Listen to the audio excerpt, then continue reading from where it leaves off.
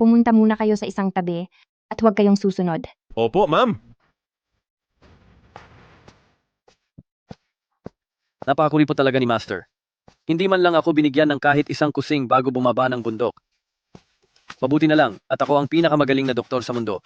Maaari akong magtayo ng pwesto at magbenta ng gamot para kumita.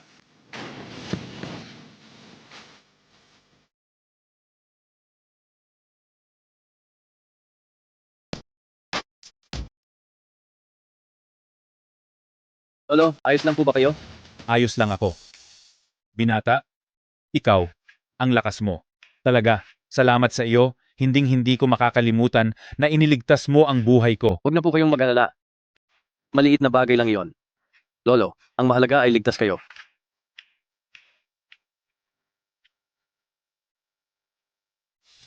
Pa, ayos lang po ba kayo? Sinabi ko naman po sa inyong huwag basta-basta lalabas. Susunduin ko naman po kayo. Ayos lang ako. Ganto ba talaga kaganda? Ang mga babae rito sa Patag? Binata, anong pangalan mo? Saan ang punta mo? Ako si Xiao Yunlan. Wala na akong mga magulang at wala rin akong permanenteng matitirhan. Mabuti, napakabuti. Ha? Tamang-tama, maging manugang kita. Ano po? Hindi maaari. Isa akong tanyag na presidente ng pamilya Zhao. Ang buong Chuncheng na nangungunang supplier ng mga gamot. Paano ako magpapakasal sa hindi ko kakilala ng ganoon kabilis? Magtatatlumpu ka na? Araw-araw. Akong naghihintay na magkaroon ng apo. Iniligtas niya ang buhay ko at dapat nating tumanaw ng malaking utang na loob. Iniligtas ako ng binatang ito at bilang anak ko, ang magpakasal sa kanya ay nararapat lamang. Pa, pwede ba huwag na kayong magbiro? Seryosong usapin ang kasal. Paano niyo magagawang ipakasal ang sarili niyong anak? Sa isang estranghero? Napakalupit naman ng tadhana sa akin. Sa hirap kong makahanap ng isang maaasahang binata. Heto ang anak ko at ayaw pang tumanaw ng utang na loob. Kapag wala na ako sa mundo balang araw, sino na ang mag-aalaga sa iyo? Pa, anong ginagawa niyo? Tumayo na po kayo. Kapag hindi ka pumayag ngayon, hindi ako titindig dito. Dito lang ako at magpapasagasa na lang ako. Sige na, pumapayag na ako. Bilis, tumayo na po kayo. Hay. Ganyan nga, iyan ang mabuting anak ko. Shaolan, tingnan mo. Pumayag na ang anak ko. Magparehistro na kayo ng kasal ngayon din. Pero, may hinihintay pa akong itinakdang kasal simula pagkabata. Anong panahon na ba ngayon? Itinakdang kasal pa ba? Huwag kang maniwala doon. Pagkakasal niyo ng anak ko, sa bahay ka na namin titira. Wala kang matuluyan ngayon at wala ka ng mga magulang, kumain ka na lang sa amin. Hindi mo na kailangan pang magpalaboy-laboy. Napakaganda, hindi ba? Pinababa ako ng guro ko sa bundok para magsanay at kailangan ko nga talaga ng matitirhan. At dahil napakaganda rin niya, mukhang hindi naman lugi ang magpakasal. Sige, susunod ako sa inyo, tanda.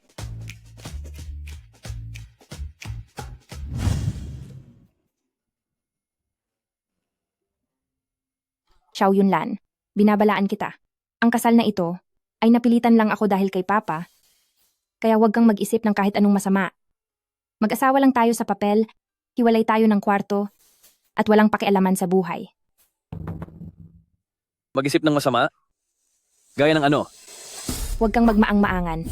Sinasabi ko sa iyo, walang perang panggastos ang pamilya ko para sa iyo. Huwag mong isiping mabubuhay ka rito ng libre. Ay naku, gusto ko lang naman ng lugar na matutuluyan. Huwag kang mag-alala, hindi ko gagalawin ang mga gamit mo. At hindi rin ako makikialam sa buhay mo.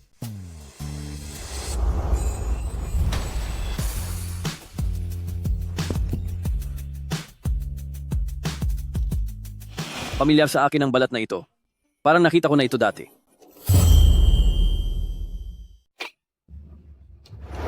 Xiao Yunlan, anong ginagawa mo? Ako naman ang nagligtas sa iyo ah. Hindi ka na nga nagpapasalamat sa akin. At parang pinaparatangan mo pa ako. Tigilan mo ang pagpapakitang tao pagkatapos makinabang. Hindi tatalab sa akin iyan.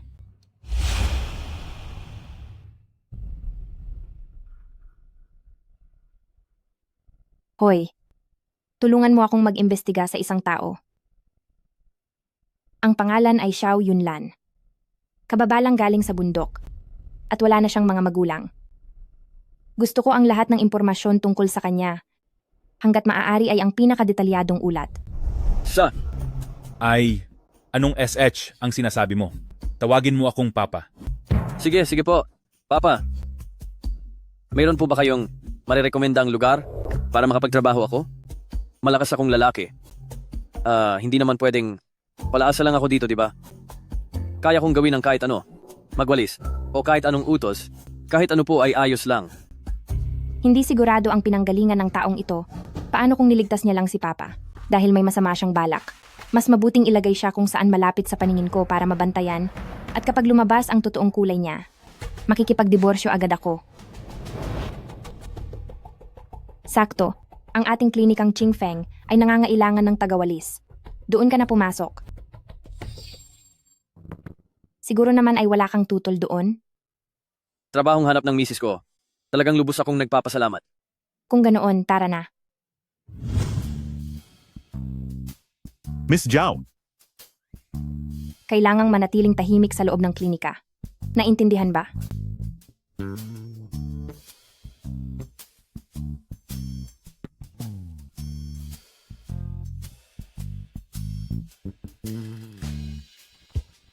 Ay, kanina ikaw ba ang binabati nila?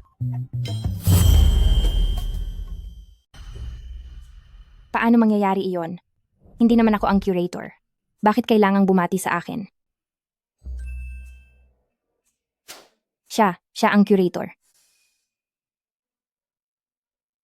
Ganoon pala. Oo nga pala. Dito sa medical clinic sa susunod, hindi mo maaaring ipakita ang ugnayan nating dalawa. Maliwanag ba? Sige. Magsisimula na rin ako sa trabaho ko. Pumunta ka na sa storage room, magpalit ka na ng damit, at pagkatapos ay dumiretso ka na sa trabaho. Sige po. Huwag kang tatamad-tamad.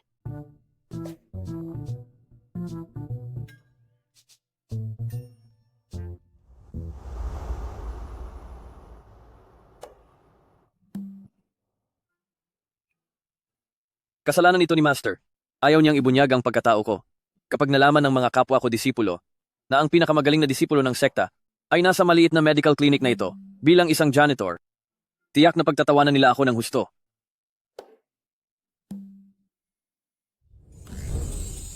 Hindi ko rin alam kung nasaan ang babaeng nakatakda para sa akin. Ngayong may asawa na ako, kailangan ko siyang mahanap para kanselahin agad ang aming engagement upang hindi na ako makaabala pa sa kanya.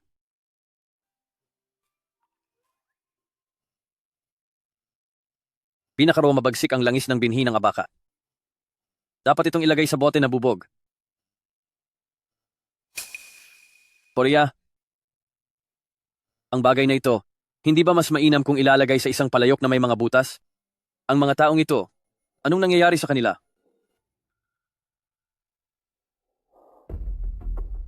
Parang marami kang alam sa ganitong linya. Sa mga hindi nakakakilala sa iyo, baka mapagkamalan ka pa nilang isang dalubhasang doktor. Parang ang dami mong alam ah. Sa mga hindi nakakakilala, ay aakalain na eksperto ka sa Chinese medicine. Ikaw pala yan. Sinasabi ko lang yon. Hula lang po. Lumaki po ako sa kabundukan at nakapag-ani ng maraming gamot na halaman. Nagkomento lang ako nang wala lang. Hindi kailangang seryosohin. Hula lang? Ang isang taong walang alam ay hinding-hindi malalaman kung paano paghiwa-hiwalayin ang mga halamang gamot base sa epekto at katangian nito. Ako pa rin naman ang asawa mo sa batas. Kung ganyan mo ako pag hinalaan, hindi ba nakakasakit iyan ng damdamin?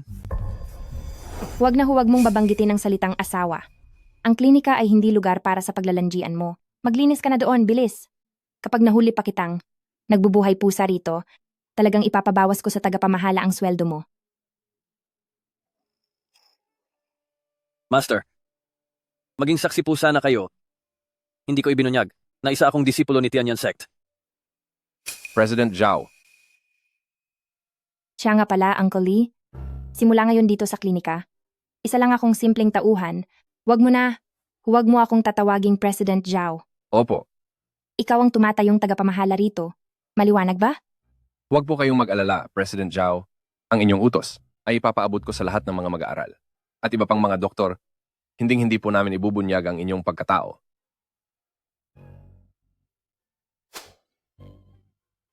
Ibang klase talaga maglaro ang mga kabataan.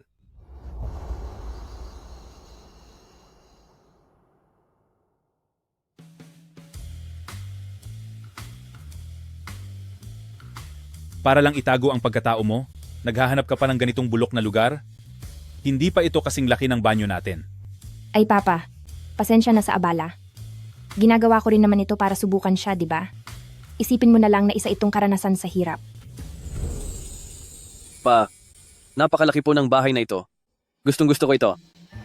Ha? Sa anong klaseng bulok na lugar? Ka ba tumitira noon? Hindi naman masyadong bulok. Kaya lang, kung minsan ay tumutulo ang bubong. At minsan ay may bitak pa ang lupa. Ang bahay ni Tianyan Sect ay nagawa ko ng sira-sirain. Kakapaayos ng mga tagpi. Ganoon ka ba kahirap? Tingnan mo nga ang ginawa mo. Ang batang ito na si Yunlan, siguradong wala siyang masamang intensyon. Hindi naman po kami mahirap.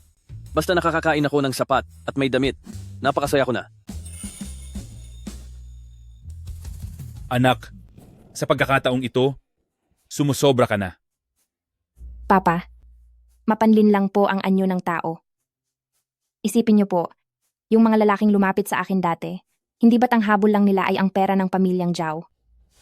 Sa madaling salita, kailangan ko pa rin siyang suriing mabuti uli.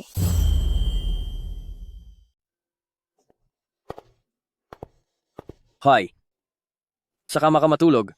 Ako naman sa sahig. Mananatili lang ako sa pwesto ko at hindi kita gagambalain. Mabuti naman at naintindihan mo. Ikaw, anong ginagawa mo? Mag-asawa na tayo. Sa tingin mo, ano ang gagawin ko? Huwag mo akong mahawak-hawakan kapag inulit mo pa yan. Ako ay, Pupunta lang ako sa kusina para uminom ng tubig. Huwag kang mag-isip ng kung ano.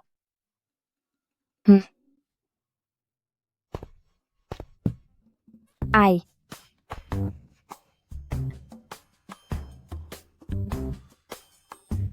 Ano bang tinitingin-tingin mo? Umalis ka na. Masusunod po.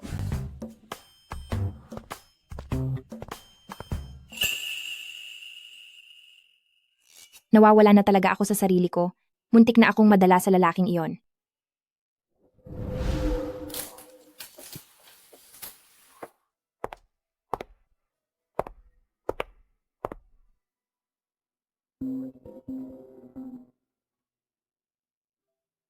Hello, Assistant Wang, ano iyon?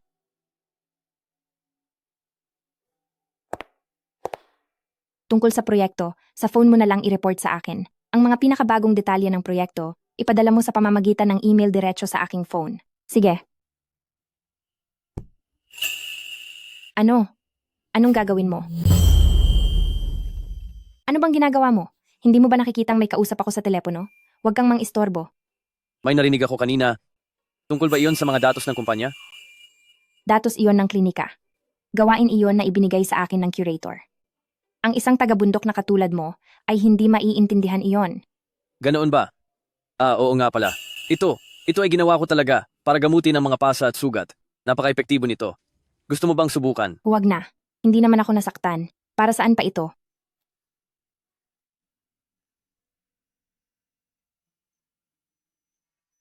Hoy, anong ginagawa mo? Kagabi, sumakit ang pagkakabagsak mo, di ba?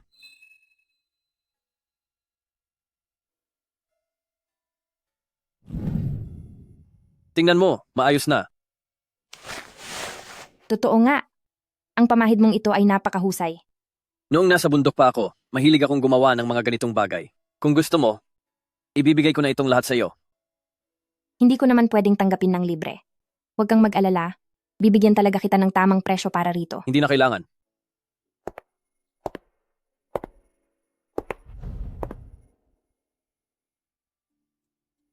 Assistant Wang, ang pinapagawa ko sa iyo, naimbestigahan mo na ba ng malinaw?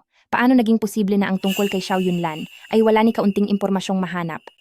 Sige, naintindihan ko. Ituloy mo ang paghahanap. Kapag may nahanap kang anumang bakas, sabihan mo agad ako. Opo, siya nga pala, President Zhao. Ang kompetisyon ng mga klinika na ginaganap tuwing 5 taon ay magaganap na 3 araw mula ngayon. Gaganapin ito sa klinikang Qingfeng. Ang sinumang tatanghalin na panalo ay magkakaroon ng pagkakataong makipagtulungan sa pinakamalaking kumpanya ng gamot sa Timog. Para sa ating pamilya Zhao, isa itong napakalaking oportunidad. Sige, naintindihan ko na.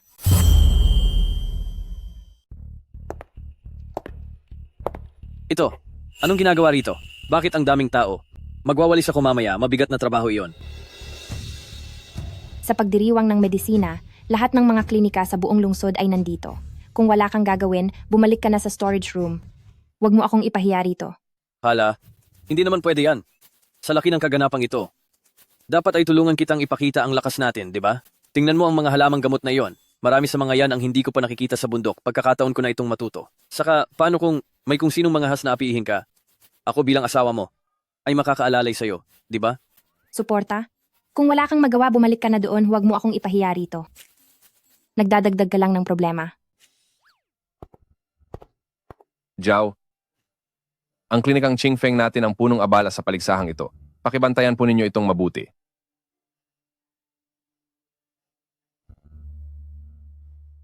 Sige, Hi, Sa paligsahang ito, mayroon pang peking mga gamot. Talaga naman. anong tinitingin mo dyan? Kumuha ka na ng walis at linisin mo agad ang lugar na pagdadausan. Opo, sige po.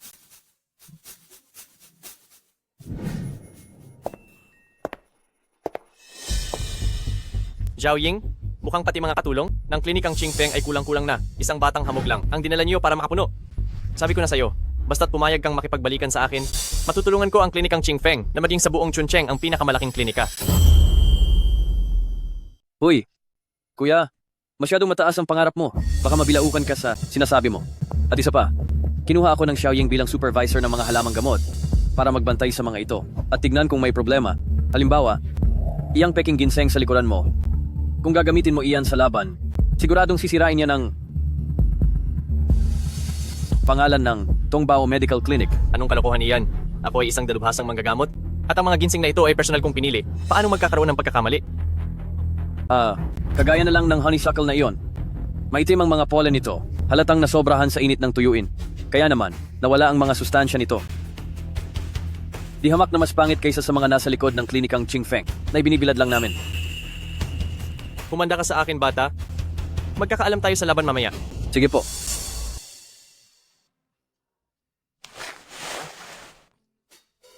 Ano bang problema mo? Hindi ba't sinabi mo sa akin na iilang halamang ligaw lang ang kilala mo sa bundok? Ngayon bakit pati pagpapatuyo ay alam mo na? Ako?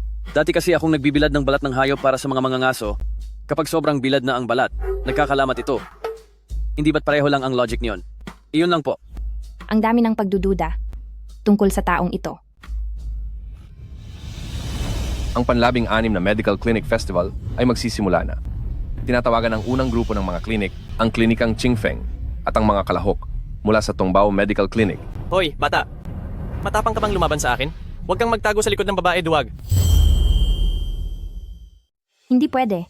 Isa lang siyang bagong trabahador dito sa Qingfeng Clinic. Sa ginagawa mo, masyadong inaabuso ang kapangyarihan. Sige, maglaban tayo. Pero kung tungkol saan ang laban, ako dapat ang magdesisyon. Hindi tayo. Maglalaban sa paggawa ng gamot o sa pag-alam ng pulso, sa halip ay sa pagkilala ng mga halamang gamot. Madali lang to. Magtiwala ka sa akin. Guro, may humahamak sa ating mga disipulo ng Tianyan. Kailangang bawiin ang ating dangal. Mahal na guro, huwag po kayong magalit kung ibubunyag ko ang aking pagkakakilanlan. Pagkilala sa gamot? Mahigit 20 taon na akong nagpapatakbo ng negosyo ng mga halamang gamot. Bakit naman ako matatakot sa isang batang gaya mo? Sige, madali lang yan. Pipili tayo ng iba't ibang mga gamot. Sasabihin natin kung saan ito galing at kung totoo o fake ito. At kapag may isang pagkakamali ang isa sa atin, talo na siya. Ano, payag ka ba? Patas ang laban ng ito, sundin natin ang gusto niya. Kung ganoon, itong ginseng na to, totoo ba o hindi? Peke yan. Ang bundok Changbai Wild Sanlu ay dapat may 3 parte, pero ang isang ito ay pinagdikit-dikit lang gamit ang ordinaryong ginseng. May bahid pa ito ng pandikit.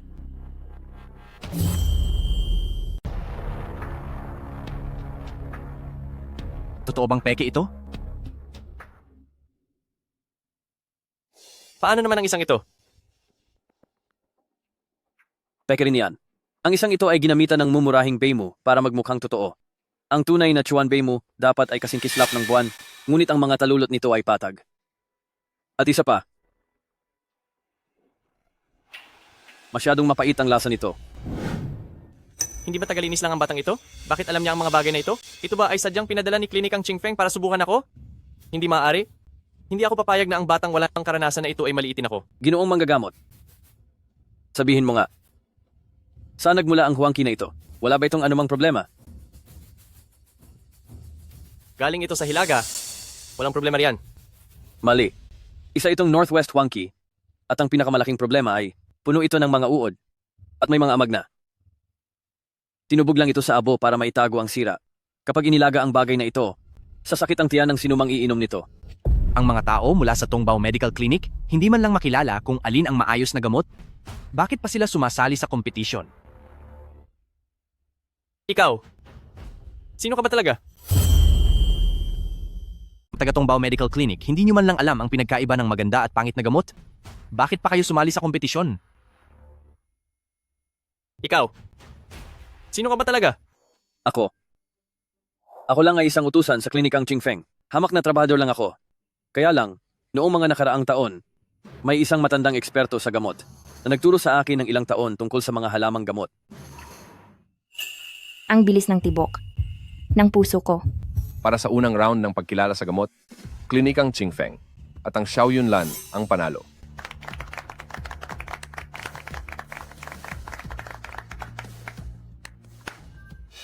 Hoy bata, sinwerte ka lang talaga. Huwag kang masyadong mayabang.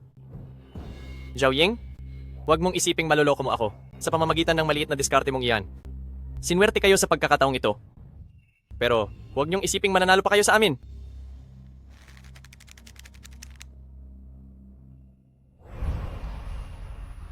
Ano bang nangyayari sa iyo? Si Fang Tianyu ay ang punong doktor ng Tongbao Medical Clinic. Bakit ang dali mo lang siyang natalo? Sinabi ko naman sa iyo, natuto lang ako sa isang matandang eksperto noon. Kaya kung natalo si Fang Tianyu, ibig sabihin lang noon ay kulang pa ang alam niya sa kaniyang trabaho. Natalo mo siya ng ganoon kadali. Baka dahil ito sa natutunan ko sa isang batikang manggagamot noon. Ang pagkatalo ni Fang Tianyu ay nagpapakita lang na kulang pa ang galing niya. Ang ikalawang yugto ay paligsahan sa paggawa ng gamot. Pinapapunta na po ang mga kalahok ng bawat klinika sa harapan. Hala, sa paggawa ng gamot, may alam din ako riyan. Ano, ako na ba ang sasabak? Hindi pwede. Huwag kang magbiro. Ang paligsahan sa paggawa ng gamot ay sumusubok sa kasanayan sa pagpoproseso at paghahalo ng mga sangkap. Ano ka ba? Sa nakalipas na mga taon, sa paggamot ko sa mga manggangaso, natutunan ko ring magproseso ng sarili kong mga halamang gamot. At tingnan mo, nanalo ako kanina sa pagkilala ng mga gamot. Sa paggawa ng gamot, paniguradong wala ring problema. Sige na nga. Ikaw na ang sumalang. Pero tandaan mo, kapag natalo ka, maglilinis ka sa bodega ng isang buwan.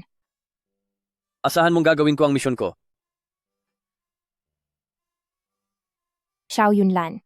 Titingnan natin kung hanggang saan at mo pa ako masosorpresa. Ang paggawa ng gamot ay hindi nadadaan sa salita. Kailangan ito ng tunay na kakayahan.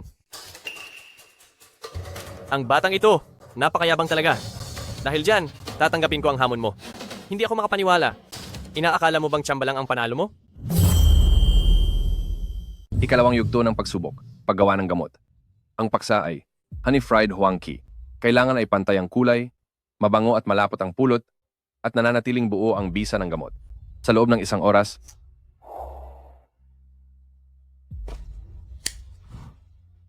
magsimula na kayo.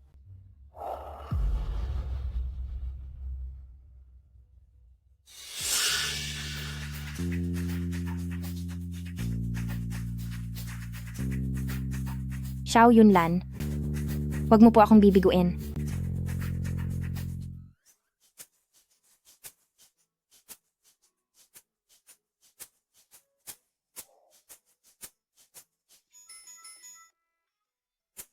Bata, sa paggawa ng honey fried Huangki, bakit ka naglalagay ng kung ano-ano? Dr. Fang, bumubula na ang iyong pulot? Bantayan mong maigi ang apoy.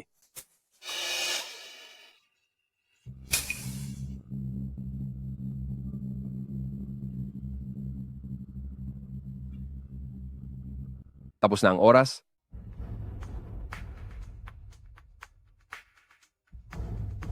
Maganda ang pagkakagawa ng honey fried Huangki na ito. Hindi natatakpan ng pulot ang amoy ng gamot at napakalambot sa panlasa. Mahusay.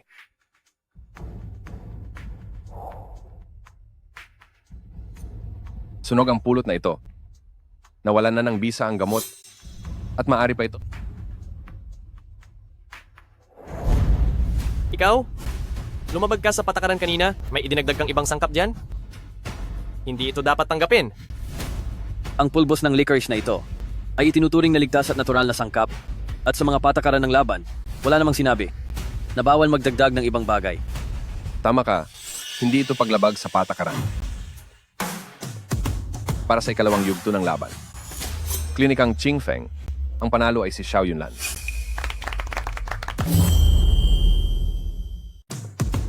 Para sa ikalawang laban, Klinikang Qingfeng, panalo si Xiao Yunlan.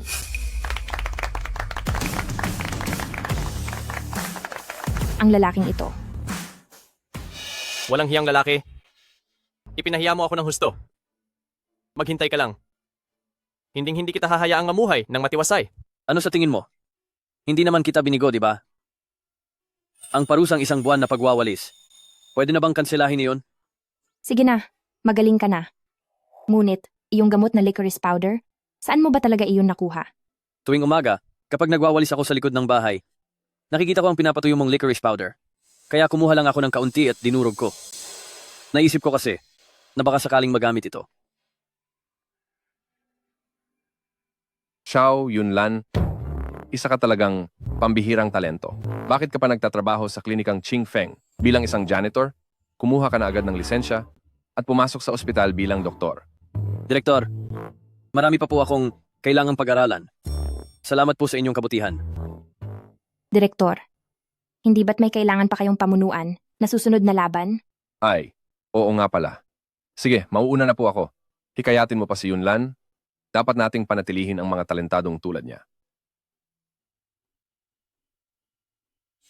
Xiao Yunlan, talaga bang lumaki ka? Doon sa bundok?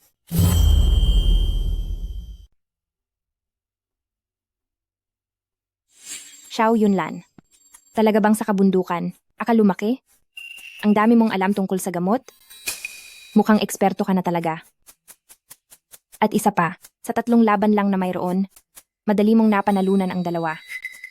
Ngayon ang ating klinikang Qingfeng ay pasok na sa finals. Teka. Nagkataon lang yon. Hindi mo na ako kailangang bigyan ng pabuya. Sino naman ang may sabing bibigyan kita? Hoy! Hintayin mo ako.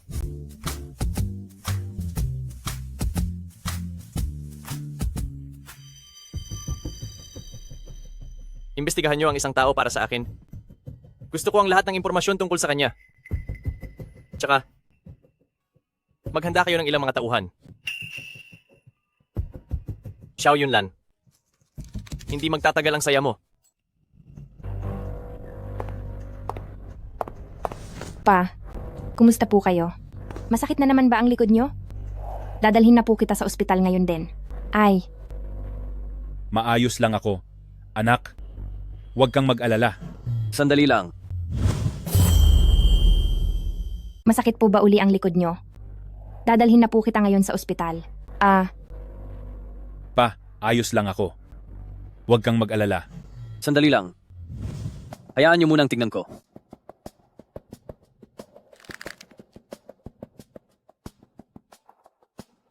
Kumusta po?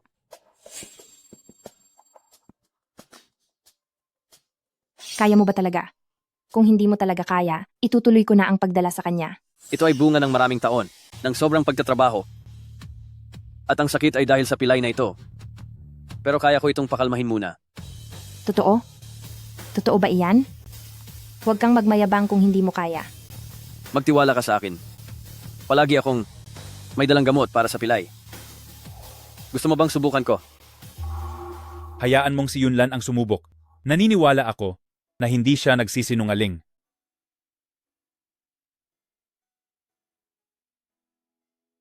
Kung ganoon ay mag-ingat ka.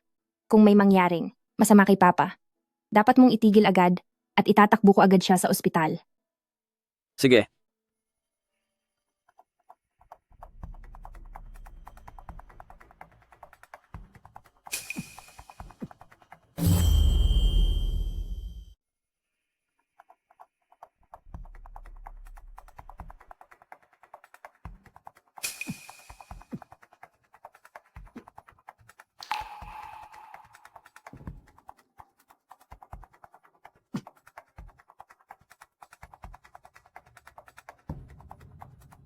Ito, magagawa ba talaga nito ang mangyayari?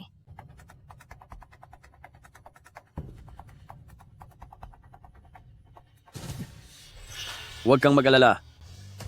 Sa loob lang ng ilang minuto, gagaling na si Papa. Makakasiguro ka na sa loob ng 6 na buwan ay hindi na ito babalik. Pagkatapos, patuloy mong ipahid ang ibibigay kong gamot. Wala pang kalahating buwan. Tuluyan na itong mawawala. Bakit sobrang pinapawisan ka na? Kung hindi ito epektibo, unahin ko muna siyang dalhin sa... Huwag mong istorbohin si Yunlan. Ang batang ito, napakahusay magtago ng galing niya. Kahit ako, ay nalinlang niya rin.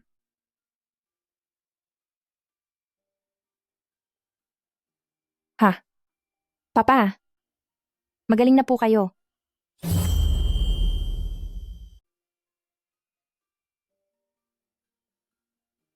Ay, pa, gumaling na po kayo? Mabuti na ang pakiramdam ko. Ang teknik na ito ng Yunlan sa pag-a-axis ay ang matagal nang nawalang teknik karayom ng dragon na naglalakbay. Noong kabataan ko, ay nakita ko na ang tungkol dito sa isang lumang aklat. Hoy, saan mo ba natutunan ang pambihirang galing na ito? Hay nako. Ito po ay, natutunan ko lang doon sa bundok, mula sa matandang Wang. Sabi niya, ang paraan na ito, pagdating sa mga galos at bali, ay talagang epektibo. Dahil wala naman akong ginagawa, sinubukan kong pag-aralan. Hindi ko akalaing, magiging kapaki-pakinabang pala ito. Higit pa ito sa pagiging kapaki-pakinabang. Dahil sa isang turok mo lang, ang bigat na nararamdaman ko sa baywang parang nawala ang ilang dosenang kilong bigat. Mas magaling pa ito kaysa sa mga painkiller na ibinigay ng ospital. Magtapat ka nga sa akin, sino ba talaga ang guro mo? Pa, totoo po, hindi ko kayo niloloko. Siya nga pala, ibibigay ko po ang gamot mamaya. Huwag niyo pong kalimutang ilagay iyon araw-araw. Bago lumipas ang 15 araw, ang gamot na iyon ay siguradong magpapagaling sa inyo. Mamaya ibibigay ko sa inyo ang gamot na iyon. Siguraduhin niyo pong ilagay ito araw-araw. At sa loob ng wala pang kalahating buwan, ang gamot na iyon ay siguradong magpapagaling sa inyo. Ikaw, Teka lang, Tay. Magpahinga na muna po kayo ng mabuti. Napagod din si Yunlan ngayong araw. Pabalikin na muna natin siya para makapaglinis at makapagpahinga. sige, sige. Marunong ka na palang magtanggol sa kanya. Yunlan, magpahinga ka na muna ng mabuti para sa araw na ito. Salamat sa iyo. Ano ba kayo? Tay, magkapamilya na tayo? Hindi na kailangang magpasalamat pa. Sige po, mauuna na akong magpahinga.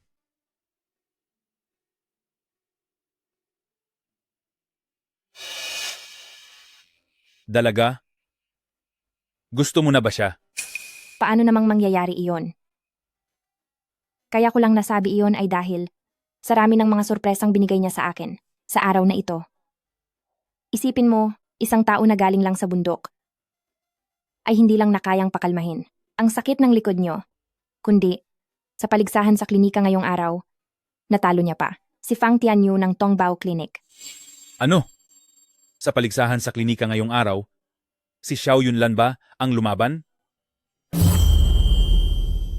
Natalo pa talaga ang Fang Tianyu ni Tongbao Medical Clinic. Ano? Sa kompetisyon sa ospital ngayong araw, si Xiao Yunlan pala ang lumaban. Opo, Talagang napakahusay ng kabataang iyan. Ang batang si Xiao Yunlan, hindi siya ordinaryo. Tratuhin mo siya ng mabuti. Ang pamilyang Zhao natin ay kailangang-kailangan siya. pa. Kailan ko ba siya minaltrato? Huwag na po kayong masyadong mag-alala. Gabi na rin po, magpahinga na po kayo. Sige po. Sige. Aray ko.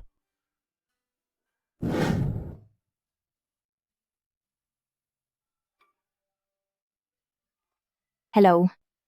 Assistant Wang. I-upload mo ang video ng kompetisyon sa klinika ngayong araw. Tapos, iproseso mo na agad ang lisensya sa pagdodoktor ni Xiao Yunlan. Tsaka, dagdag pa, italaga mo siya bilang ating chief pharmacist sa kumpanya. Opo, ma'am.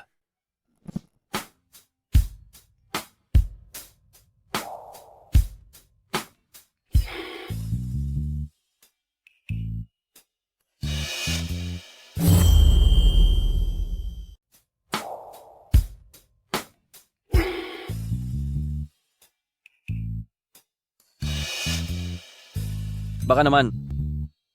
Dahil sa kagwapuhan ko. Kaya ka nabighani? Xiao Yunlan, gaano pa ba karami ang mga lihim mo?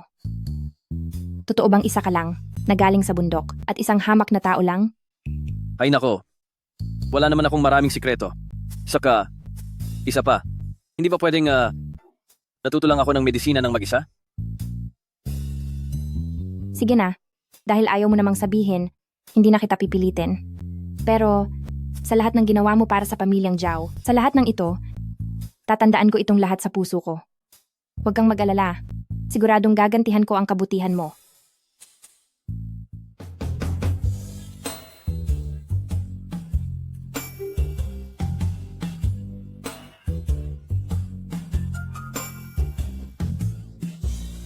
Gagantihan ako?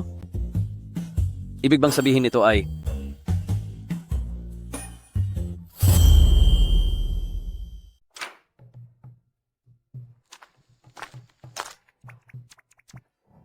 Ikaw, may problema ba sa mga mata mo? handa na ako? Sige, magsimula ka na. Anong ginagawa mo? Umayos ka nga. Hindi ba't sinabi mong gusto mong magbayad ng utang na loob sa akin? Anong iniisip mo? Isuot mo na agad ang mga damit mo. Sige, Ayan. Ito ang bayad ko sa iyo. Kung mayroon ka pang ibang kahilingan, huwag kang mag-atubiling sabihin. hindi ko kailangan ng pera. Ang gusto ko sana ay matulungan mo akong mahanap ang may-ari ng kahon na gawa sa kahoy na ito. Hindi ka panipaniwala. Tadhana nga siguro na pareho pa kayo ng apelidong Miss Zhao. Ang kahon na ito ay hindi ko pa nakita kailanman. Wala itong kinalaman sa akin. Pero huwag kang mag-alala. Dahil nangako ako sa iyo, gagawin ko ang lahat para matulungan kang mahanap ang may-ari nito. Sige,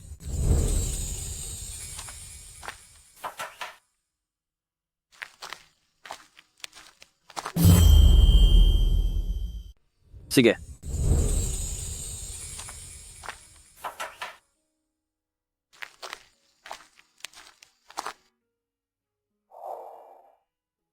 Ngayon, matulog ka na ng maayos. Bakit pagpikit ko? Nakikita ko agad ang mukha ni Xiao Yunlan na parang nanunukso. Nagkatotoo na kaya ang sinabi ni Papa na gusto ko na talaga siya.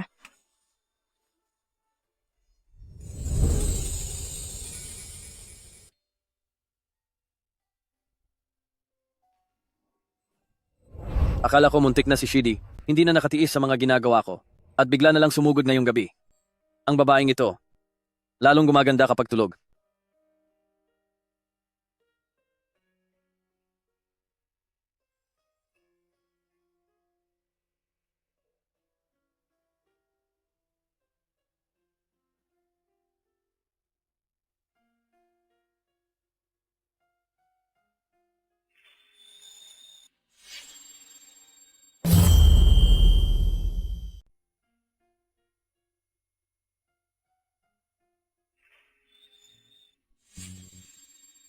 Hawak mo ang kamay ko, ikaw ang gumawa niyan.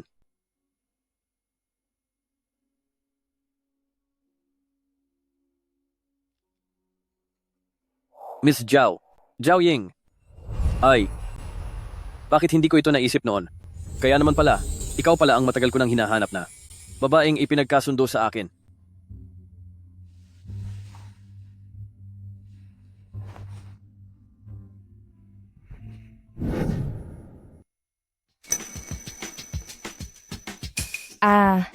Ikaw. Bakit ka nandito sa kama ko? Wala akong kinalaman diyan. Kagabi kasi, ikaw mismo, nung hating gabi, ay nahulog sa kama. Mabuti na nga at binuhat kita pabalik. Pero hinawakan mo pa ang kamay ko at ayaw bitawan. Totoong wala akong kasalanan. Ako, wala akong ginawang masama. Imposible. Uy, hindi ka pa rin naniniwala? Tingnan mo, may ebidensya pa ako mula kagabi. Uy, ayaw mo pang maniwala?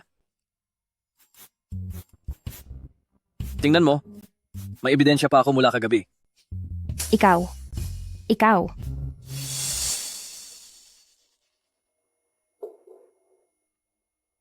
President Zhao, may problema sa kumpanya. May nag-report sa batch ng gamot na mababa ang kalidad.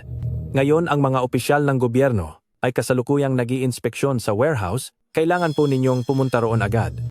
President Zhao, ngayon lang, hindi ko alam kung sino ang nagkalat ng balita, pero ang stock price ng kumpanya ay mabilis na bumababa. Tila, hindi natin alam kung sino ang nabangga natin, pero talagang gusto nila na tapusin tayo. Pakalmahin mo muna ang mga tao mula sa gobyerno. Papunta na ako riyan ngayon. Teka, anong nangyari? Sasama ako sa'yo. Huwag na. Sakto lang ito sa oras ng trabaho mo. Pumunta ka na muna sa klinik. Sige po.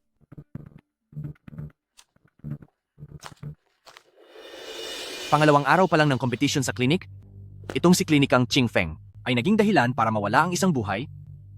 Napakalasang malas. Ikalawang araw pa lang ng engrandeng kompetisyon sa klinika, ngunit ang klinikang Ching Feng na ito ay nagdulot na ng kapahamakan. Talagang malas ito. Akala ko noong una, ang klinikang Ching Feng na ito ay ang magiging sorpresa sa kompetisyong ito. Hindi ko inaasahan na. Kahit isang simple at maliit na trangkaso lamang ay kaya nilang mapahamak ang tao, sino pa kaya ang maglalakas loob na magpagamot dito sa susunod? Huwag niyo sana kaming idamay dito. Direktor, ano na ang balita? Wala na kaming magagawa. Kayo sa klinikang Ching Feng, may napahamak na nga dahil sa inyo?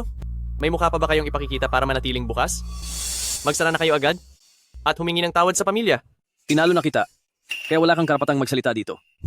Hoy bata, hindi ba nalaman mo lang ng maaga ang mga tanong? Kaya mo nanalo sa kompetisyon kahapon. Wala kang dapat ipagmalaki. Ano? Nalaman ng maaga ang mga tanong? Hindi ba't pandaraya iyon? Kaya pala kahit laging nasa dulo ang rank ng klinikang Ching Feng sa mga engrandeng kompetisyon ay nagawa nilang manalo ngayon dahil pala iyon sa pandaraya. Daya, may ebidensya ba kayo? Ebidensya? Mismo kong nakita, kahapon na. Ikaw at siya ay nasa sulok ng klinika. Siguradong binibigay niyo ang sagot. Nakita mismo ng sarili kong mga mata. Kahapon, ikaw at siya, sa sulok ng klinika, siguradong binibigay niyo na ang mga sagot. Isang paninira iyan. Huwag ka nang magdahilan. Ang klinika niyo ay matagal nang walang silbi at hindi na karapat-dapat sa bansag na tagapagligtas ng buhay. At ito, ang ebidensya. Nagpapanggap ka pa rin? Isang hamak na utusan lang? Sino ka sa tingin mo, isang eksperto? Kaya mo bang magsalba ng taong wala na? Kaya ko. Nagyayabang ka na naman. Ang taong ito ay nasuri na namin. Wala na siyang lunas. Anong kakayahan mo para iligtas siya? Bakit? Sa puro salita mo lang ba aasa? Mas mabuti pang tanggalin nyo na ang karatulang iyan sa inyong klinika at humingi na lang kayo ng tawad sa pamilya. Yunlan, huwag ka nang manggulo rito. Hindi mo ba kasama si President Zhao? Tinawagan ko na siya. Direktor, huwag po kayong mag-alala. Magtiwala po kayo sa akin. Pag sinabi kong may liligtas ang taong ito, may liligtas siya. Hindi mo ba kasama si President Zhao dito? Tinawagan ko na siya para abisuhan. Direktor, huwag po muna kayong mag-alala. Magtiwala po kayo sa akin. Sabi ko na may lunas ang taong ito, kaya tiyak nagagaling siya. Tungkol naman kay Zhao Ying, may inaasikaso pa po siyang ilang mahahalagang bagay. Huwag kang masyadong kampante. Kapag nagkaroon talaga ng problema, Kahit pa si President Zhao ay... Direktor, huwag po kayong mag-alala. Handa akong panagutan ang lahat ng gagawin ko. Sakto, lahat ng narito ngayon ay pwedeng maging saksi ko. Sa panggagamot na ito, kung may mangyari mang hindi maganda sa kanya, pananagutan ko ito ng personal. At walang kinalaman ng klinikang Qingfeng dito.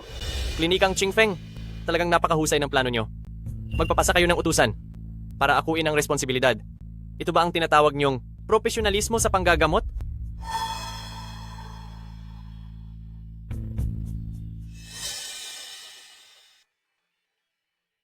Hindi ba ito ang matagal nang nawawalang gintong lumilipad na karayom? Sinasabi sa balita na kaya nitong ibalik ang buhay. Kahit na ang pasyente ay may katiting na hininga na lamang, ay kaya pa ring muling iligtas mula sa kapahamakan. Imposible. Hinding-hindi yan nakasulat kahit saan. Siguradong nagpapabilib lang siya, gamit ang kanyang mga mapanlinlang na trick. Hindi maaari. Siguradong hindi yan maaari. Tinitiyak ko na nagpapansin lang siya, gamit ang kanyang mapanlinlang na mga taktika. Ang katotohanan, ang lahat ay malalantad din.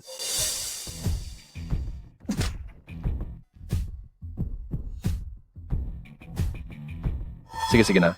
Stable na ang pulso. Talaga bang nailigtas siya? May tinatago ka rin palang galing. Ayos ah. Ang mahalaga ay ligtas na ang tao. Paano nangyari to? Sino ka ba talaga? Direktor, ang taong ito noon ay trangkaso at lagnat lang talaga ang nararamdaman. Pero dahil sa ibang dahilan, nauwi ito sa kanyang pagkawala ng malay. Meron pa ba sa klinika ng mga tala ng mga ibinigay na gamot? Ito ang mga tala na ipinakuha ko kanina. Ang mga gamot at sukat na nakalagay dito ay siguradong tama para sa kanyang mga sintomas. Totoo? Wala namang kahit anong kulang. Nakainom ang taong ito ng iba pang gamot na bumangga sa lunas, kaya ito naging sanhi ng paghina ng kanyang mga lamang loob. Totoo. Walang anumang pagkakamali. Uminom ang taong ito ng iba pang gamot na bawal ipagsabay, kaya naman bumigay ang kanyang mga lamang loob. Ano? Imposible. Tuwing nagbibigay kami ng gamot, sinasabihan namin ng maayos ang pasyente na huwag uminom ng kahit anong gamot na may kontraepekto. Ang taong ito, sino ang nagdala sa kanya rito sa klinika ngayon? Siya. Siya po mismo. Mr. Fang, hindi iinom ang isang ordinaryong tao ng ganoon karaming gamot na pampalamig sa katawan ng sabay. Maitanong ko lang, sa kanyang bagaling, ang lahat ng gamot na ito? Anong ibig mong sabihin? Pinagdududahan mo ba ako? Napadaan lang ako at dinala ko lang siya rito dahil sa malasakit ko. Bakit mo ako pinagbibintangan ng walang ebidensya? Mr. Fang, wala pa naman akong sinasabi. Bakit parang umaamin ka na sa ginawa mo? At saka, sigurado ka bang napadaan ka lang? Kung gayon, ipaliwanag mo. Bakit mayroon sa mga latak ng gamot sa kanyang damit na bakas ng botika ng tungbao ng pulbos ng Hanshuishi? Ang bagay na ito, pamilyar ka naman siguro dito, Master Fang? Ito ang Tungbao Medical Clinic, pulbos ng Hanshuishi, na natatanging latak ng gamot. Ang bagay na ito. Siguradong pamilyar dito si Master Fang, di ba? Ito ay Tungbao Medical Clinic, ang kakaibang residue ng Hanshuishi powder. Ang gamot nitong Bao Medical Clinic ay may katangiang malamig na salungat naman sa gamot sa lagnat na nireseta ni Uncle Lee. Kahit ang isang normal na tao ay magkakaroon ng sakit sa katawan. Ano pa kaya? Ang isang pasyenteng may matinding sipon. Wala kang ebidensya. Ang ganyang klase ng gamot ay kayang gayahin ng kahit sino. Fang Tianyu, susubukan mo pa ring lumusot? Sa tingin ko ay hindi ka lang matanggap na natalo ka kahapon. Kaya ngayon ay gumagamit ka ng maruruming paraan para idawit ang aming klinikang Qingfeng. Sa selebrasyon ng klinika, ang tinitignan ay galing at dangal sa panggagamot, hindi ang mga maduming taktika. Master Fang, ginamit mo ang buhay ng pasyente bilang pain. Hindi ka ba natatakot sa parusa ng langit? Huwag kang magsalita ng tapos. Dahil lang ba sa mga bagay na ito, ay balak mo na akong paratangan? Pinaghihinalaan ko rin na kayong mga taga-klinikang Qingfeng ang nagpakana nito. Hepe, mabuti pa nga, ipasok muna natin ang pasyente sa loob kapag nagising na siya. Lahat ng ito ay magiging malinaw. Hepe ng klinika, sa tingin ko ay buhatin muna natin ang pasyente papasok sa loob at kapag nagising na siya, ay tiyak na lalabas ang katotohanan. Buhatin na ninyo siya paalis.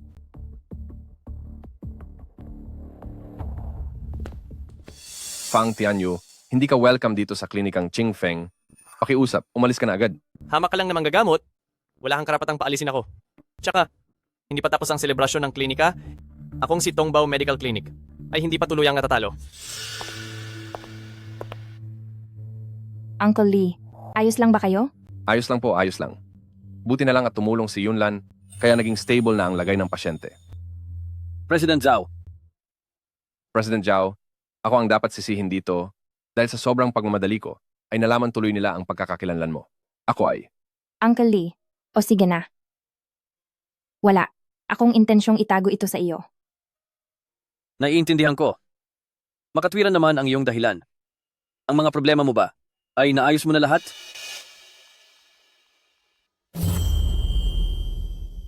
Hindi ko sinasadyang ilihim ito sa iyo. Naiintindihan ko. May rason naman ang lahat. Ang mga problema mo ba? Naayos na ba ang lahat? Ikaw ba ang nagsumbong sa kumpanya ko? Anong sinasabi mo? Hindi kita maintindihan. Palihim mong isinumbong sa ahensya ng gamot ang aking kumpanya na naging sanhi kaya ang mga kasosyo ng kumpanya ko ay isa-isang nagkansela ng kontrata at bumaba ang aming stocks. Ang ganitong klase ng kadumihan, bukod sa iyo, walang ibang taong gagawa niyan. Zhao Ying, akala mo ba talaga ay isa kang napakagandang babae? Nagagawin ko iyon para sa iyo? Huwag kang masyadong bilib sa sarili mo. Ang iyong Zhao Pharmaceutical ay mabilis na lumawak sa loob ng maikling panahon. Sa loob nito, maraming mga lihim na maruruming gawain na hindi ko na kailangang ibunyag pa. Baka nga, may ibang mainit ang ulo sa iyo at sila ang nagsumbong sa iyo. Pinagdududahan mo ako? Mayroon ka bang ebidensya? Ebidensya? Fang Tianyu, masyadong mataas ang tiwala mo sa sarili mo. Ano kaya? Gusto mo bang pakinggan ang voice record ng lihim mong pakikipag-ugnayan sa mga kasosyo ng kumpanya namin? Sobrang taas naman yata ng bilib mo sa sarili mo. Ano na ngayon? Gusto mo bang pakinggan ang voice record ng patagumong pakikipag-ugnayan sa mga katuwang ng aming kumpanya? Akala mo siguro ay napakalinis ng ginawa mo, pero ang totoo, may naiwan ka pa ring ebidensya. Ang mga matatandang ito, nakuha pa talagang mag-record. Nagkamali ba ako? Ang kompetisyong ito sa klinika ay dapat kong mapanalunan para mas umunlad pa ang Tongbao Medical Clinic. Ngunit hindi sapat iyon na dahilan para gumawa ka ng mga peking report. Mula nang ikaw, Zhao Ying, ang humawak sa Zhao Enterprise, kinontrol nyo ang Chuncheng at halos lahat ng merkado ng mga halamang gamot. Kahit gaano pa man, kasama ang medisina ng klinikang Qingfeng, lagi nyo pa rin nagagawang masapawan ang iba pa naming mga klinika. Binigyan mo ba namin ng ibang klinika ng pagkakataong mabuhay? nagdadahilan ka lang. Nagdadahilan? Nakakatawa. Tanungin nyo ang lahat ng narito. Sino ba rito ang hindi namuhay? Na parang sunod-sunuran sa ilalim ng Zhao Pharmaceutical? Zhao Ying, isa ka talagang manhid na negosyante. Hindi ka nararapat na magpatakbo ng klinika. Fang Tianyu, itigil mo na iyang pagbabait-baitan mo. Dahil ito ay dulot lamang ng iyong kawalan ng kakayahan at ng iyong pagkaingit. Wala kang karapatang magsalita. Layas. Fang Tianyu, tigilan mo na ang pagpapanggap. Iyan ay dahil lamang sa wala kang silbi at puno ka ng inggit. Wala kang karapatang magsalita. Layas. Asawa ko siya at siya rin ang isa pang may-ari ng Qingfeng Clinic. Paano mo nasabing wala siyang karapatang magsalita?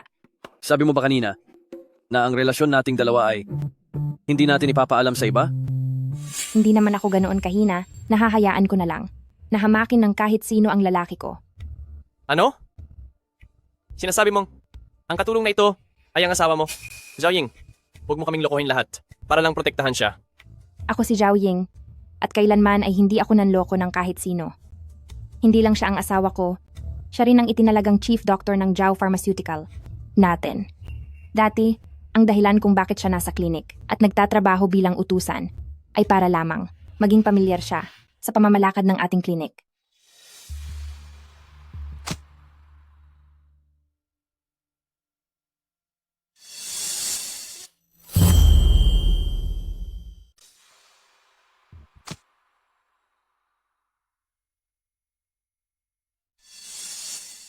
Sa loob lamang ng maikling panahon, marami na siyang nagawa.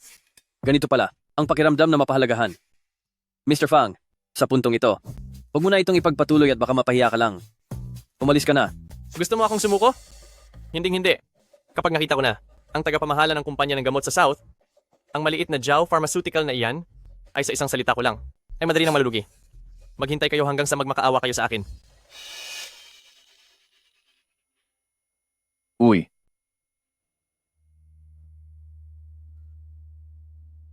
President Zhao, kababalita lang sa akin na ang tagapamahala ng kumpanya ng gamot sa South noong nakaraang 2 araw pa ay nakarating na sa Chuncheng. Ano? Zhao Ying, tapos ka na! Sa ganitong pagkakataon, ang Zhao Pharmaceutical ay tinitingnan na ng ahensya ng gamot, kaya huwag mo nang isipin na makipagtulungan pa sa kumpanya ng gamot sa South. Mukhang ang langit ay sa huli ay pumanig pa rin sa akin. Fang Tianyu, huwag kang masyadong mayabang hanggang hindi pa natatapos ang lahat.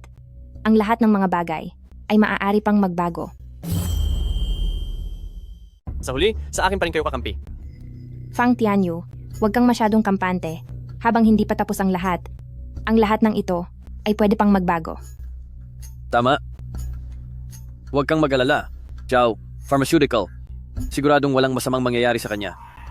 Kung hindi na talaga kaya, babalik ako sa Tianyan Sect para humingi ng tulong kay Master. Hindi naman siguro hahayaan ng matandang iyon na ang asawa ng sarili niyang estudyante ay mapahamak. Nananaginip ka pa rin ng gising? Zhao Ying, ipapakita ko sa iyo sa gawa na ang piliin ng batang iyan ay isang malaking pagkakamali. At ako lang ang karapat-dapat para sa iyo. Kalokohan. Sinusubukan mo pa rin bang lumaban? Nakakatawa. Ang kontrata sa kumpanya sa Timog, sa akin na iyan. Sa tingin ko, ikaw ang mas nakakatawa. Gising ka na po? Teka, bumalik na po kayo sa loob para magpahinga. Huwag na. Maayos na ang pakiramdam ko ngayon. Maraming salamat sa pagliligtas sa akin. Kahit na walang malay ako kanina, mulat pa rin ang isip ko.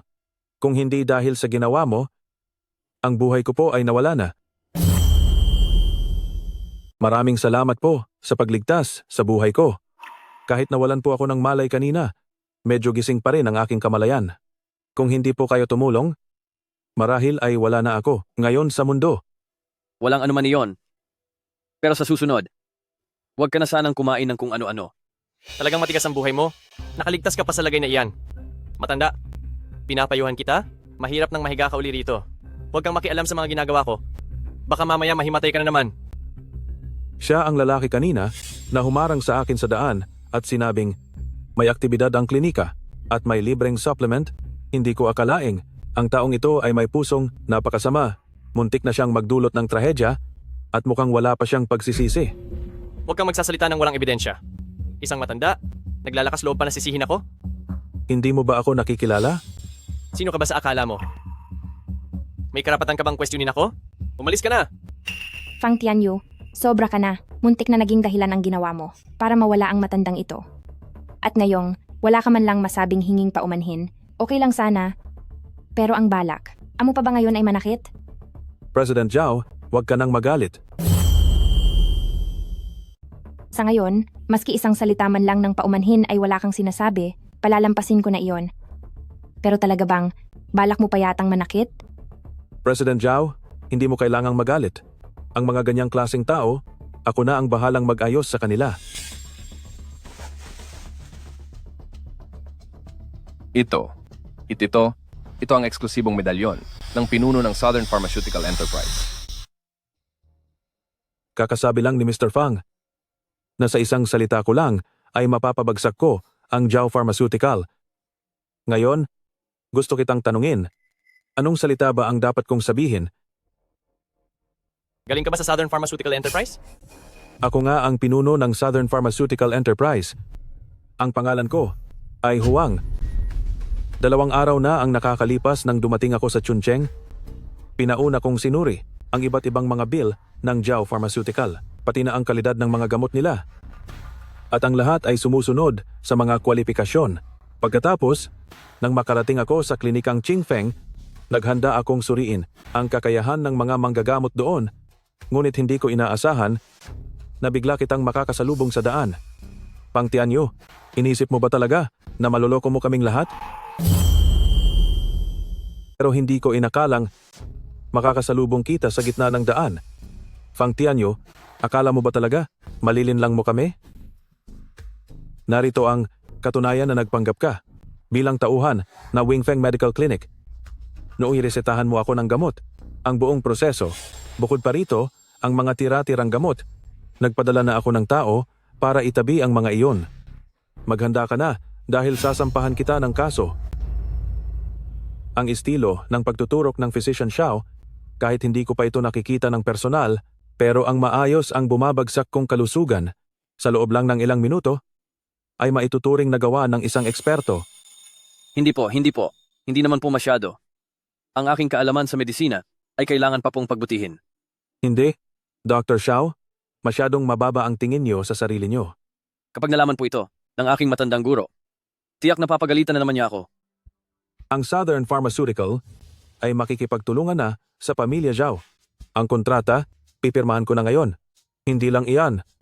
Irerekomenda ko rin kayo sa main office upang ang pamilya Zhao ay maging ating tanging supplier ng gamot. Kung ganoon po, Mr. Huang, sa ating matagumpay na pagtutulungan. Para sa ating pagtutulungan, gawing ang pamilya Zhao bilang ating tanging supplier ng gamot. Kung ganoon, Mr. Huang, maging masaya ang ating pagtutulungan. Magandang pakikipagtulungan. Boss Wang, hindi niyo po maaaring gawin ito. Kapag hinayaan ng pamilya Zhao na solohin ang lahat sa Chuncheng, parang pinilit niyo na rin kaming ibang mga klinika na mawalan ng hanap buhay. Kinuwestiyon mo ba ako? Siyempre hindi po. Boss Huang, inamin ko, may nagawa akong hindi maganda sa inyo noon. Pero ngayon po, hindi ba't maayos naman na kayo? Hinihiling ko na, muling, makipagpaligsahan sa kanya. Kung sino ang mananalo, siya ang makikipagtulungan sa inyo. Pang Tianyu, dahil sa mga pinaggagawa mo kanina, wala kang karapatang banggitin ang tungkol sa paligsahan. Lahat kayo! Papayag ba kayong hayaan ang klinikang Qingfeng na gamitin ang kanilang koneksyon para solohin ang merkado sa Chuncheng? Ang pagdiriwang na ito para sa mga klinika ay para sa pantay na kompetisyon. Bakit sila lang ang dapat makakuha ng kontrata? Ikaw, Sige, maglaban tayo.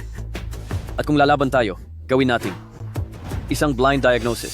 Nakapiring ang mga mata at base lamang sa mga sinasabing sintomas at pulso ng pasyente, ay agad kaming magbibigay ng reseta at ang Mr. Huang ang huhusga. Ano sa tingin mo? Blind prescription. Nakatali ang mga mata base lamang sa sinasabing sintomas at pulso ng pasyente. Magsusulat agad ng reseta at ang Mr. Huang ang humusga. Ano sa tingin mo? Hindi ba masyadong mapanganib yan? Bakit? Natatakot ba si Mr. Fang? Hamong tinanggap. Bakit naman ako matatakot? Kung ganoon, hayaan nyo na. Ako na lang ang maging pasyente.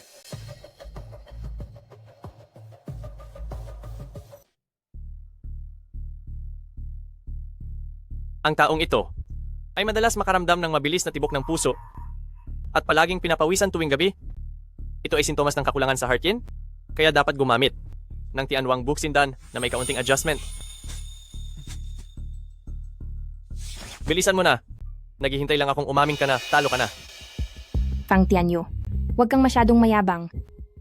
Inaakala mo ba talaga ngayon na panalo ka na? Bakit? Hindi ba? Tayong mga doktor, karanasan ang pinakamahalaga sa atin. Ang dami ng pasyenteng ginamot ko ay mas marami pa kaysa sa kinain niyang kanin. Kaunting tanong lang. Alam ko na agad ang kalagayan ng pasyente. Karanasan ang pinakamahalaga.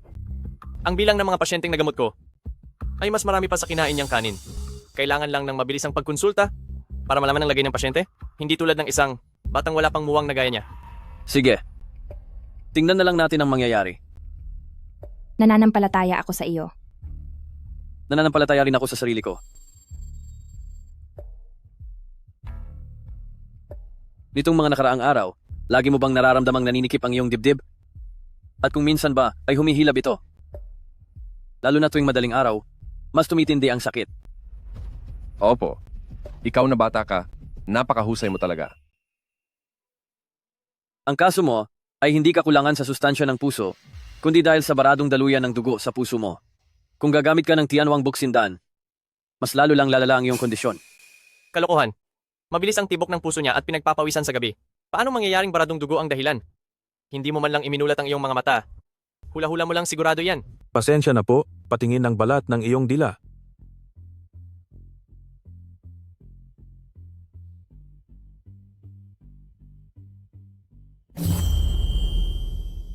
Pakiusap, patingin ng iyong dila.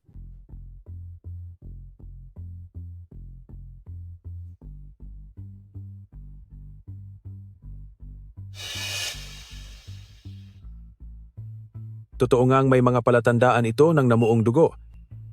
Ikaw, halos magkamali ka ng diagnosis. Ang taong ito, napakagaling pala niyang manggamot. Bakit hindi ko pa siya narinig noon? Ngayong araw, sinuwerte lang talaga si Klinikang Qingfeng. Hoy, hindi mo ba narinig? Siya ang asawa ni President Zhao. Dahil kasal silang dalawa, malamang ay isa itong pagsasama ng dalawang makapangyarihan. Paano naman natin malalaman yon? May sasabihin ka pa ba? Pangtiyan nyo. Kung ayaw mo nang, mapahiya pa lalo. Umalis ka na dito.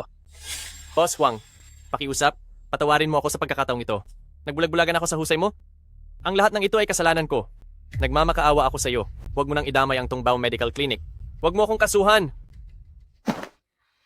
Pang Tianyu, ang panggagamot ay tungkol sa paggalang sa buhay at pagliligtas sa mga may sakit. Maging ang pinakamahalagang tungkulin mo ay hindi mo kayang gawin, binuksan mo pa itong klinika mo para lang makapanakit ng kapwa mo?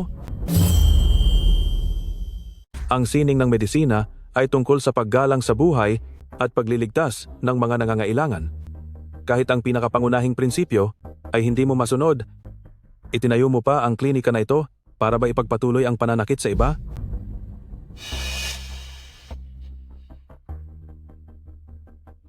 Mr. Huang, maraming salamat po sa inyo ngayong araw.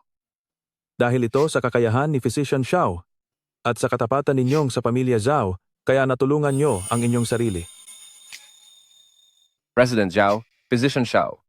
Ngayon ay siguradong ang Klinikang Qingfeng ay maaari ng ipagmalaki.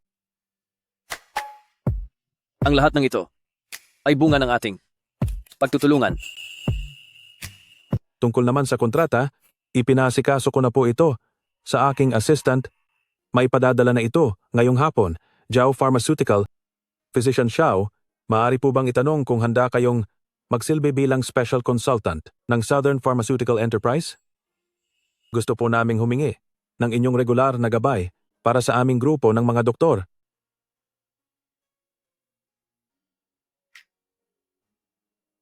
Susubukan ko po. Pero, posibleng manatili lamang ako sa Chongqing.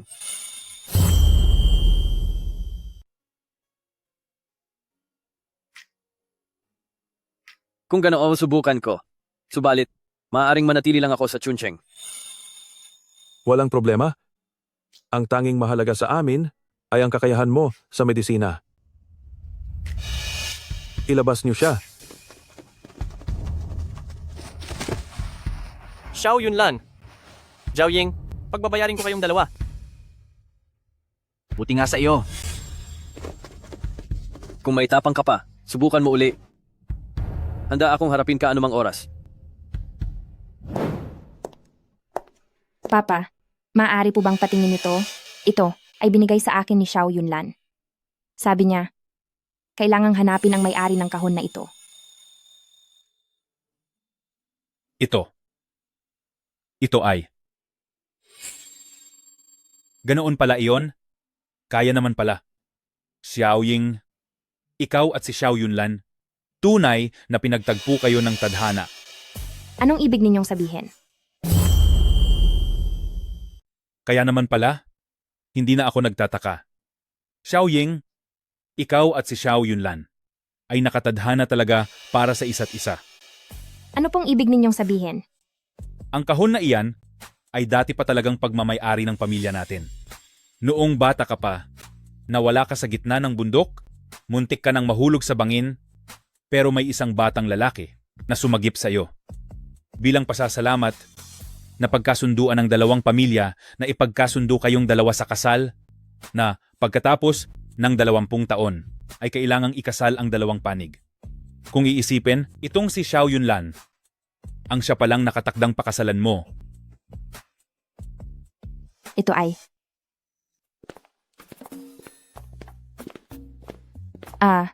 oo nga pala. Tungkol doon sa pinapahanap ninyo na babae, ang mayroon na akong balita. Totoo ba? Nasaan siya? Hindi pa kumpirmado. Pero, wala ka bang ibang gustong sabihin sa akin? Ano naman ang sasabihin ko? Siya nga pala, Balak ni Boss Wang na magtayo sa Chuncheng ng mas malaking pabrika ng gamot at gagawin niya akong tagapamahala doon. Anong dapat kong sabihin? Tama. Boss Wang may balak na magtayo sa Chuncheng ng mas malaking pabrika ng gamot at ako ang gagawing tagapamahala. Sa inaharap, mananatili na ako sa Chuncheng. Sapat na ba iyon? Bahala ka. Pupunta muna ako sa harap para bumili. Maghintay ka rito.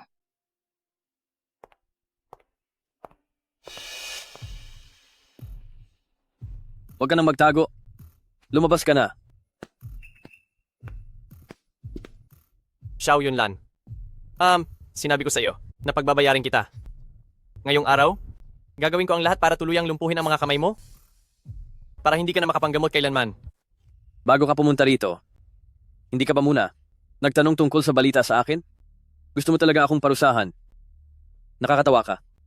Tumigil ka na sa pagsasalita.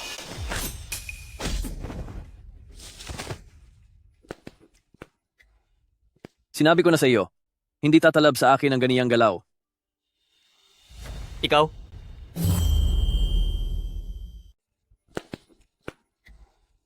Sinasabi ko na sa iyo, hindi gagana ang parang yan sa akin. Ikaw?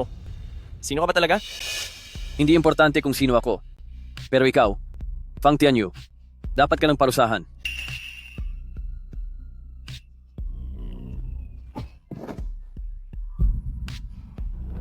Kapag nalaman ito ni Maestro na ang isang tanyag na disipulo ng Tianyan sect ay nananakit ng mga ordinaryong tao rito, siguradong papangaralan na naman niya ako. Disipulo ng Tianyan sect? Mahal ko, bakit ka bumalik? Mukhang matagal mo nang alam na ikaw ang itinakdang mapapangasawa ko. Pangako, hinding-hindi ganoon iyon. Noong araw lang din na iyon, noong magkasama tayong natulog sa kama, nakita ko ang iyong balat sa katawan, doon ko palang nakumpirma ang pagkatao mo.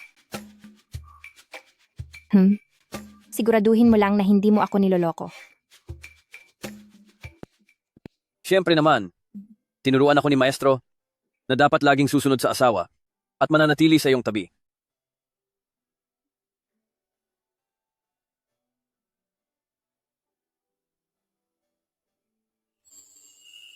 Sa pagkakataong ito, talagang hindi ka na makakatakas pa.